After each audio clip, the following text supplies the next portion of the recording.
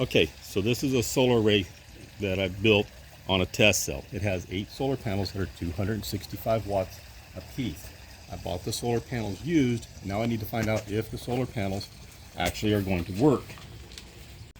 Okay, so on the bottom of the solar panel, sometimes they'll have a plus and a minus. Not all of them have that. You can see that it's a plus here, possibly, a minus here. For me, what I'm going to do is I'm going to mark the wire with red tape. And it doesn't take a lot, just enough to let you know that it's the positive wire. So that way when I'm connecting it all up, I'm not going, gee, is that positive or not? Okay, so as we looked up earlier, we saw that some of the solar panels, not all, have the plus and the minus on, can be marked up there. So another way to use this is you use your digital volt ohm meter, and you can figure out whether or not you've got it hooked up positive or negative. And we'll just stick them in here. And we've got 33.7, but you see the negative in front of the 33.7? That tells me that the wires are hooked up backwards. So I'm going to switch the wires. And there we have our 33.7 positive. So that tells me that this wire here is the positive wire. And these connectors are older school connectors. It would take something like this that would plug in here, and you can see how small that is, which makes it difficult to remove.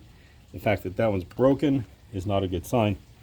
Eventually we're going to go ahead and replace those with these kinds of connectors, which were a lot newer, and they clip the same way. They're watertight, and that will help make everything more modern. Okay, so I've already marked this as the positive wire. So we're going to replace it with a new style connector because this connector is broken. So this is the male connector, that's the female connector. They go together like this. Something strange is that inside the male connector is a female connector, inside the female connector is a male connector, and they fit together inside each other like that. So what we're going to do is we're just going to take the cable cutters here, little wire cutters here. We're going to cut it off, or take the wire stripper here, and we're going to feed it in. Come on. And we're going to strip off a little over 1/2 inch. Like that. Then this will be for the positive. Where you put it on, strip off just a little bit more maybe.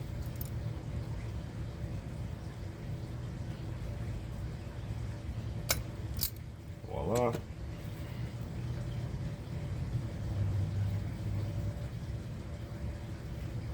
Twist it. Set it up, put it on. We use these cable lock clamps because these are ratcheted. They only release when it's fully compressed. Put it on.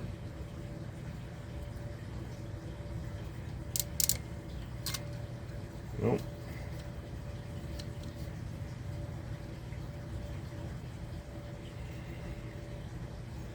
Put it up there.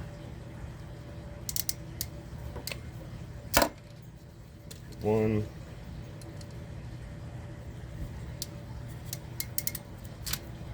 Check it, it's bent. Straighten it out a little bit. Inside the connector, you got the cap, you got a blue gasket. Put the cap on, put this on. This will push on until you feel it click.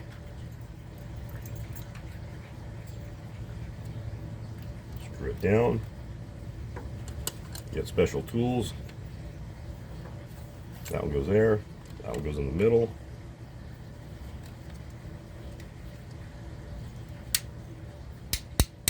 Tighten it up until it clicks, clicks. That's the positive. We're going to repeat the same thing for the negative.